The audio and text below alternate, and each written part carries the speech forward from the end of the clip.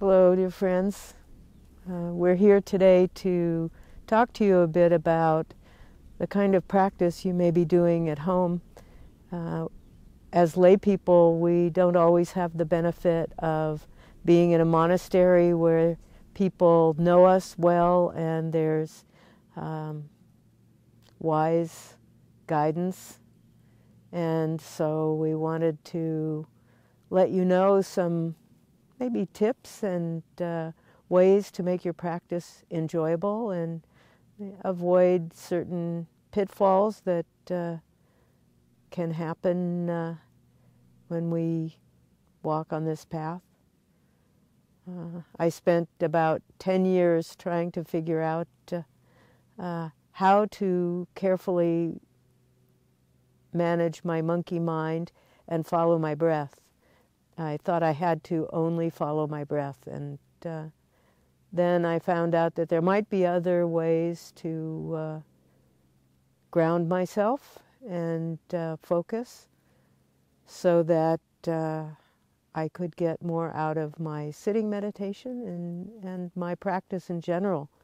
And when I found out that there were other options, I quickly discovered that they led me right into following my breath. So rather than you groping around for things that help you feel stable and enjoy your practice, we thought we'd have a conversation and introduce you to some of those ideas. So Jonathan, did you have trouble following your breath? That's the kind of the basic practice. Sure.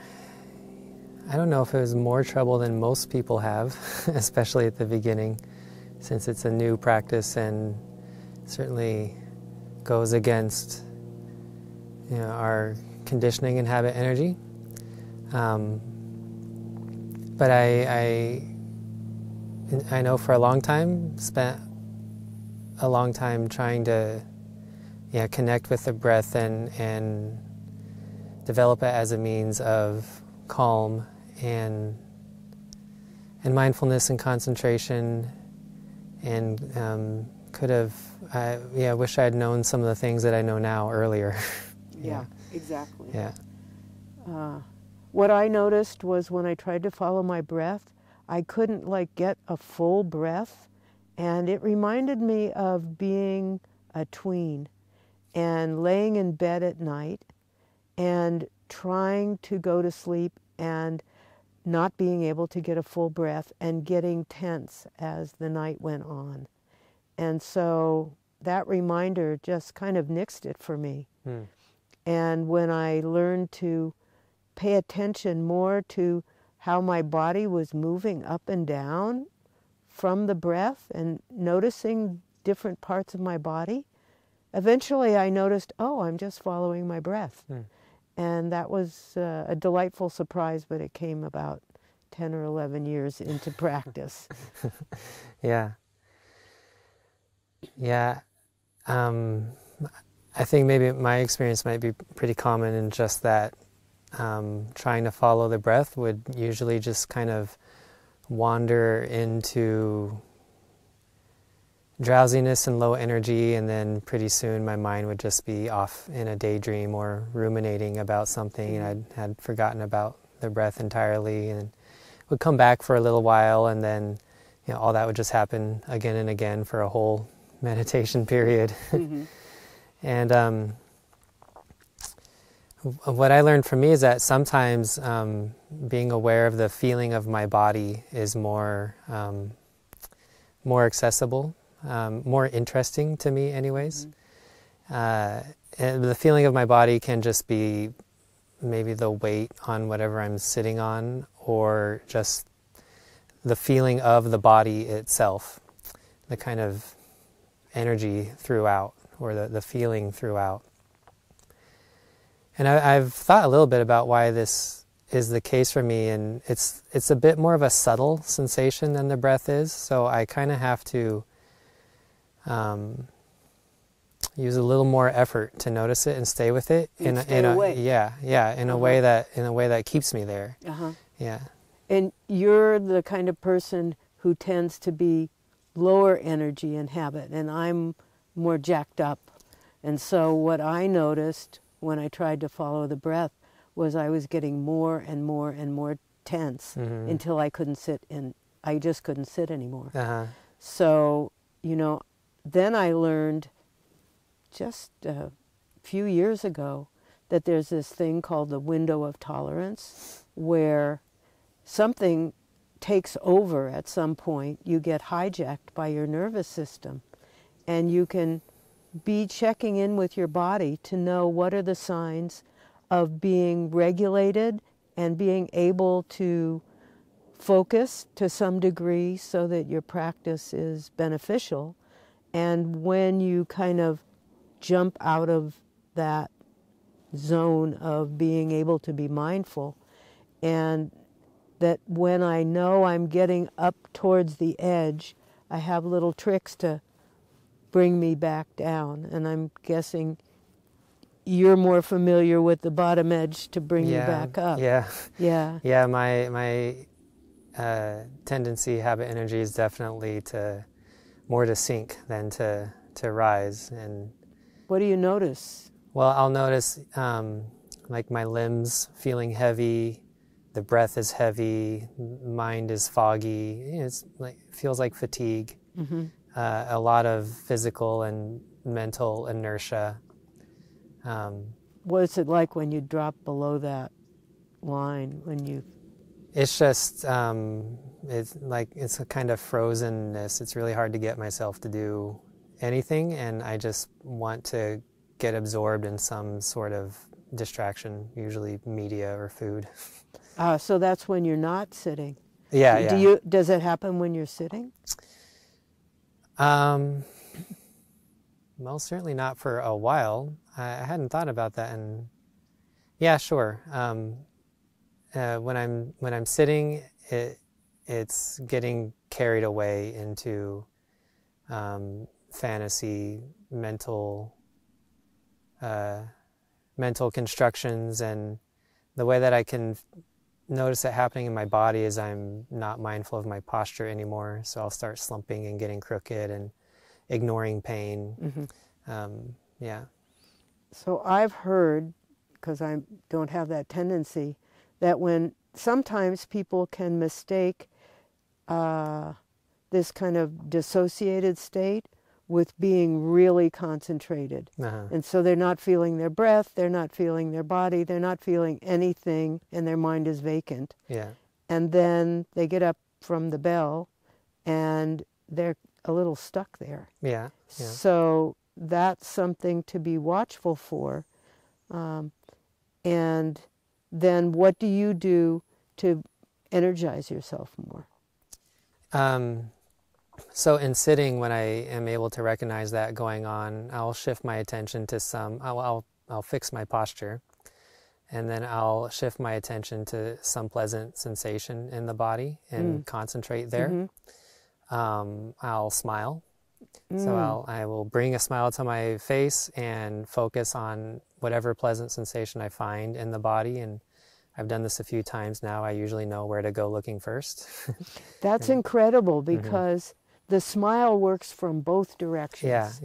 And that's something that I've heard Thai say forever, and I never really got how clever it is to even begin with a smile on your face. Of course, it can't be a fake smile. Yeah, when it's especially combined with feeling something pleasant, I don't know if I'm smiling on purpose or not. So and that will usually brighten the mind and make me feel more alert and able to direct my attention as I want to. I think the important thing to know is that we're getting to know ourselves, especially the subtle messages from our bodies, and that we need to know when we've had enough. And a lot of people err on the side of, oh, it's uncomfortable, I shouldn't be focusing on it, and quit too soon. And other people go, kind of white-knuckling it, and then can get really stuck there in a state of anxiety or dissociation. And that doesn't happen to that many people, Mm-hmm. but I think especially given the time we're in now where there's constant stressors, our bodies are not made for constant stress. Mm-hmm. And so we're very likely to get stuck if we're exacerbating that constant stress with our practice. Mm-hmm. That's not what we're supposed to be doing. Yeah. So there are times when I'm sitting and I just can't lift myself out of that sluggish state, and then I'll do walking meditation Mm-hmm. or exercise or something instead Mm-hmm. of sitting. Mm-hmm.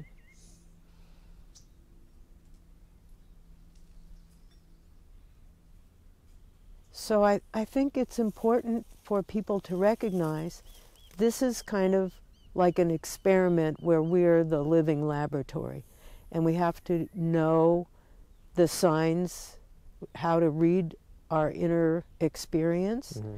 and how to adapt the practice so it really works for us.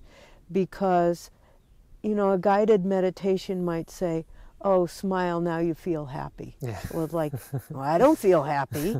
I'm doing it wrong. Or then you get disgruntled or whatever. To know that the words are there as a suggestion. Mm-hmm. And if there are other words that feel more stabilizing or more relatable, to experiment and see what happens when you just think those. Yeah, I think it's definitely best when facilitators can use more of an invitational style of language. Mm-hmm. But when they're not, then sometimes I will insert the invitational language myself. Mm-hmm. Yeah. And that way I am more just aware and accepting of, oh, my experience might not be exactly what the facilitator is describing or trying to guide us towards. Right. Yeah, actually, this is from a friend who shared earlier that I just keep coming back to. She said something about how when she's practicing breathing in, I feel happy, breathing out, I feel joyful, or whatever, those standard gathas Mm-hmm. that we get. Yeah. She's changed it to breathing in, I'm willing. Yes, yeah. I heard that. Yeah, I like that so much. That was really nice. Mm-hmm. So it gives more spaciousness. Also, I think it's important to recognize some of us have had some really big things happen, and those sit in our bodies in ways that could surprise us, that we may begin to feel uncomfortable, not know why, Mm-hmm. and to be so uncomfortable as to want to run away from it, and that there are ways to gently acknowledge, okay, I need a break. I need a break for 5 minutes. I need a break just to focus on something pleasant. I need a break to get physical. I need a break to start sleeping better before I'm sitting. Mm-hmm. To know what one's capacity is when difficulties arise, whether we have the capacity to hold it in mindfulness or we're going to freak out. Mm-hmm. And to not let ourselves do that, to give Mm-hmm. ourselves a lot of compassion and space to develop our own inner wisdom. And of course, it's important to know when you kind of exceeded what you can do, and that maybe you need to talk to somebody in a sangha Mm-hmm. or a dharma teacher, Mm-hmm. a monastic. Yeah, and for me, it's helpful to know that there are a lot of teachings that encourage that kind of approach, because it is easy to get the idea that this practice is just sitting with whatever comes up and not doing anything to change your experience, and to leave whatever is arising kind of untouched. And but there are lots of teachings that suggest that we are active in the process of bringing about wholesome states and diminishing unwholesome states. And that, like you said, we have various capacities depending on how resourced we are in that moment. So the practice is resourcing ourselves as much as we need before going directly into whatever difficulties are presenting themselves. Mm-hmm. Yeah. You know, Thai talks about situations where 1,000 boat people's lives were eminently doomed, and walking together with others all night long, doing walking meditation until they were calm enough to create an effective plan. And wow, that's a long time to be walking. But of course, Thai was very resourced as well. And I also read Thai, even in the midst of the worst parts of the war, Thai insisted on taking down days. Yeah. In between everything, no matter what, that was his lifeline. And so we need to take a lot of permission for that. Yeah, and there's nothing wrong with us for doing that. That's right. On the other hand, if you never tax yourself, your ability to deal with difficult feelings just shrinks. So we need enough challenge to become resilient. Yeah. And not so much that we become dysregulated. Yeah. Yeah, it's like a good stretch. Yeah. If you stretch too far, then you injure yourself. If you don't stretch enough, you're not doing anything. Right. Yeah.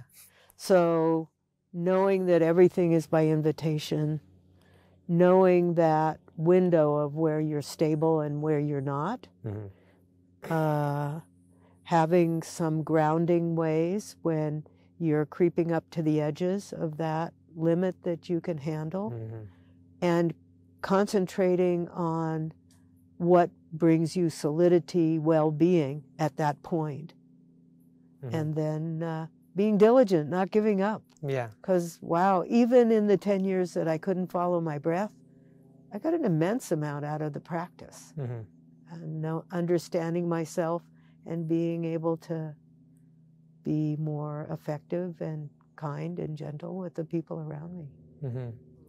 Yeah, I really think those are all skillful means, and the more tools and strategies that we have and the more we try, we gain the experience that we need for knowing when is the right time for which practice. And practicing with other people. And this practice is grounded in making sure you have a sangha. And, you know, times are challenging, but that doesn't mean that you can't go on Zoom or you can't have a telephone conversation with one other practitioner. There are many ways to connect, and I think that's vital. It's been vital for me. Yeah. So what have the fruits of the practice been for you, Jonathan? The practice, or what we've been talking about? Or? No, the practice. Like, why bother with all that difficulty? Oh, man. Yeah, you want to spend the next 5 hours. Yeah, I mean, I could.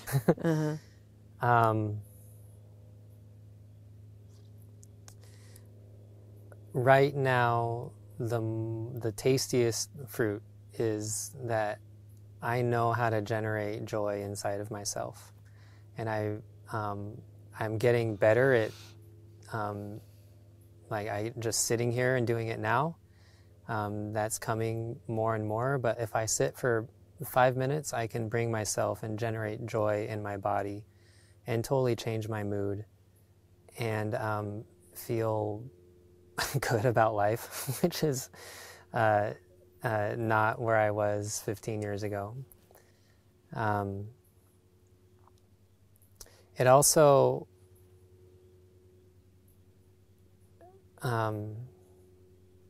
in practicing concentration, I become more discerning in what constitutes a good life for me, in that I'm able more and more to detect stress and where it comes from and not pursue it. Stress, suffering, different kinds of words, but I'm really able to kind of see what is going on in my mind and know when it's not going in the direction that I want it to. And then I have many different kinds of practices and tools for helping to nudge it back in towards peace and more freedom. So yeah, like concretely, tangibly, I have less fear, less anxiety, more happiness and confidence in myself, and it's offered me also a place where I can serve, and that has meant a lot to me too. So giving back to a community has been really wonderful for me developing as an adult. I'm lucky that I found this practice just as I became an adult, and without somewhere to be in that way, I could have very easily gotten lost. It's funny. I credit the practice with making me an adult. I think that it really connected me up to my history, to my ancestors, in a way that created a lot more space for me to feel compassion for myself, even if I didn't like some of the ways in which I was expressing myself. At least I understood where that was coming from. And then it made me more able to look at some of my own shortcomings and chip away at them in a way that gave me a lot more confidence in the practice. So it kind of snowballed good energy. It's also made me appreciate the miracle that we're just here, period, and how intricate we are.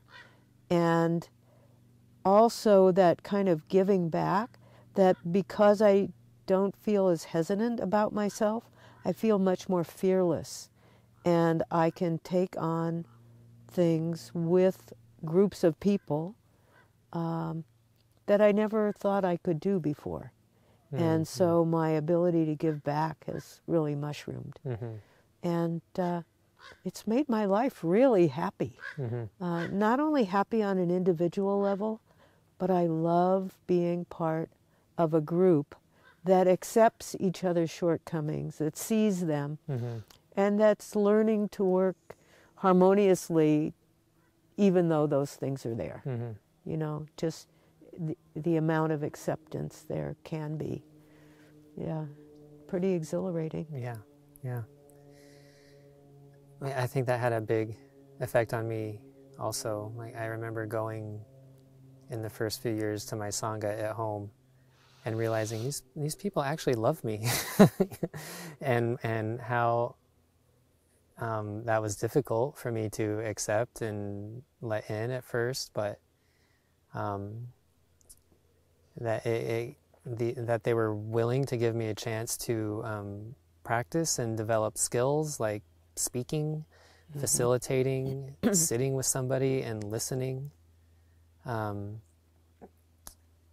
With that understanding that, we all come with a history of suffering.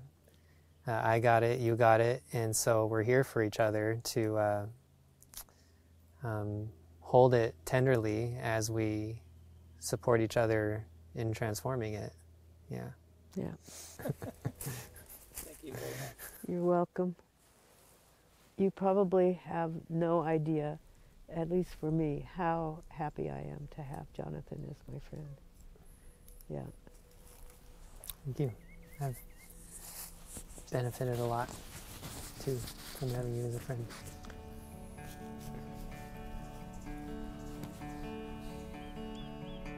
Breathing in,